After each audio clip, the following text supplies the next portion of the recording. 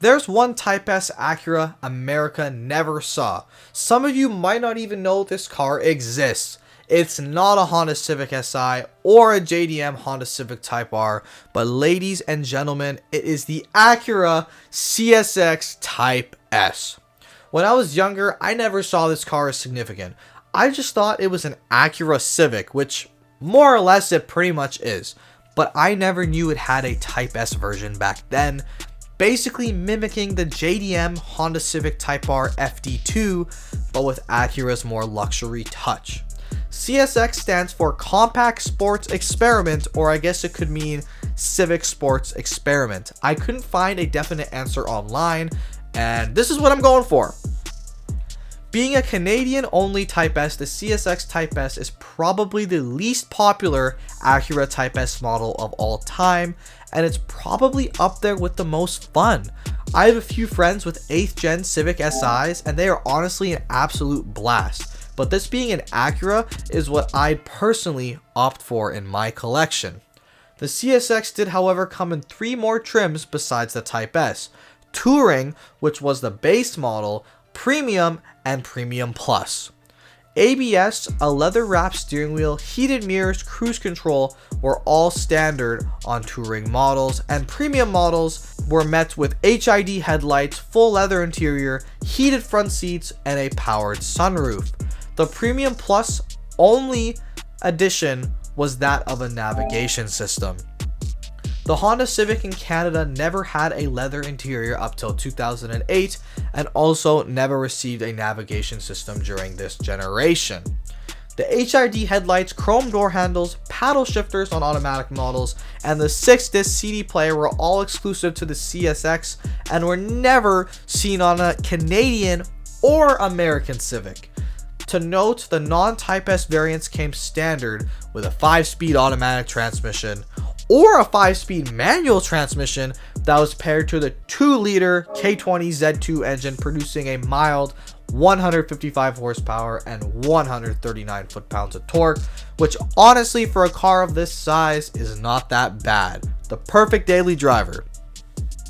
Switching gears to the amazing Type S variant of the CSX, in 2007, the CSX Type S debuted with the same engine as the 8th gen Civic SIs of North America, which was the 2-liter K20 Z3, producing 197 horsepower and, oddly enough, the same 139 foot-pounds of torque.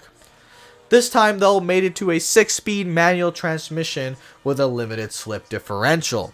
Suspension was firmer than the regular CSX and was the same as the 2006 and above American Honda Civic Si sedans with what they called Sport Tune suspension. Unlike the Civic SIs of Canada, the CSX Type S received VSA, or what was called Vehicle Stability Assist, which I personally don't care about. Traction control and all that, I don't care. Other features included a rear OEM spoiler that received LEDs in the integrated brake light, which is super cool by the way, fog lights, and a bilingual navigation system, Type S badging, and illuminated footwells, which is a super nice touch. The CSX Type S launched beside the 3rd gen TL Type S at an MSRP of 33,400 Canadian dollars, which today roughly converts to about 25,000 US dollars, but that's using today's exchange rate, and back then the Canadian dollar was a lot higher, so we can assume that the CSX would have retailed for around 30,000 US dollars. In 2009, Acura gave the CSX a slight facelift, and the Type S received both Bluetooth and USB connections, though these USB connections were standard on all CSX models by this point.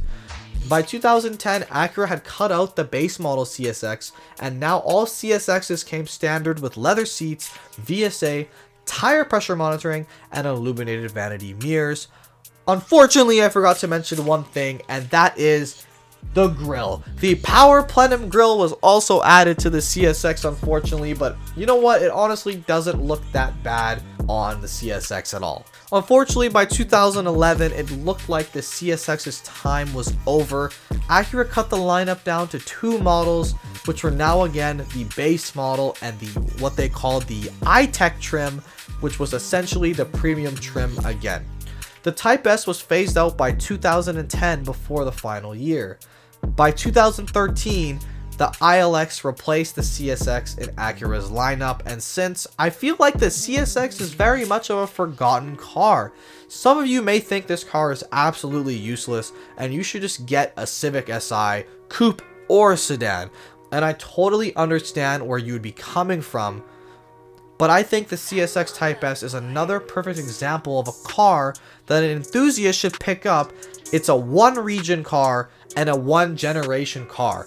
There was never a CSX model before this or after. There's one generation of CSX. Maintenance wise, they share almost everything with the 8th gen Civic, so there's tons of parts available there. Of course, interior parts are different, and the CSX has some really cool interior dash like parts to it, but maintenance wise, this car is super easy. To me, it just has enough uniqueness to set it apart, and it'd be a great street car to build.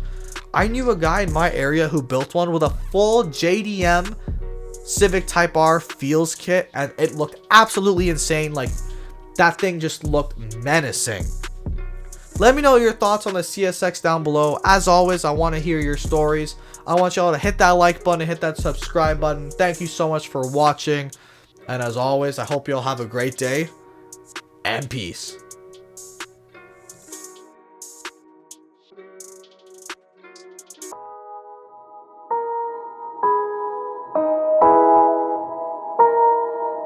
You wanna